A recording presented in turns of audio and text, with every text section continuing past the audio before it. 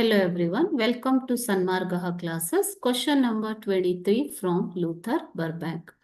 Nalanda is the name of Dash University. It carries 1 mark. Okay, so you have to add appropriate article to this. Article andre yavadu? A, an and the. A and an indicate the singular forms. Okay, Nalanda ಒಂದು ಯೂನಿವರ್ಸಿಟಿಯ ಹೆಸರು, ಒಂದು ಅನ್ನೋದು ಬರುತ್ತೆ. ಇಲ್ಲಿ ಐದರ್ A R on ಅನ್ನ use ಮಾಡಬೇಕು. ಓಕೆನಾ? So on ಅನ್ನ ನಾವು ಯಾವಾಗ ಯೂಸ್ ಮಾಡ್ತೀವಿ ಮಕ್ಕಳೇ? We use on before the word starting with A, E, I, O, U, that vowels, alva. So for this we use an.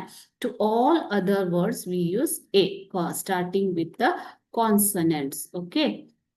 Except A, E, I, O, U. ಇದನ್ನ ಬಿಟ್ಟು ಬೇರೆ ಎಲ್ಲ letter ಇಂದ ಸ್ಟಾರ್ಟ್ ಆಗುವಂತಹ ವರ್ಡ್ಗೆ ನಾವು A ಅನ್ನ use ಮಾಡ್ತೀವಿ.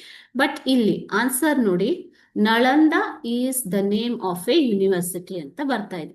University ಯಾವ್ದ್ರಿಂದ ಸ್ಟಾರ್ಟ್ ಆಗುತ್ತೆ? ಯು ಅಲ್ವಾ? So A, E, I, O, U. ಹಾಗಾದ್ರೆ ಆನ್ ಅನ್ನ ಯೂಸ್ ಮಾಡಬೇಕು. ಬಟ್ ಯಾಕೆ ಎ ಅನ್ನ ಯೂಸ್ ಮಾಡಿದ್ದಾರೆ?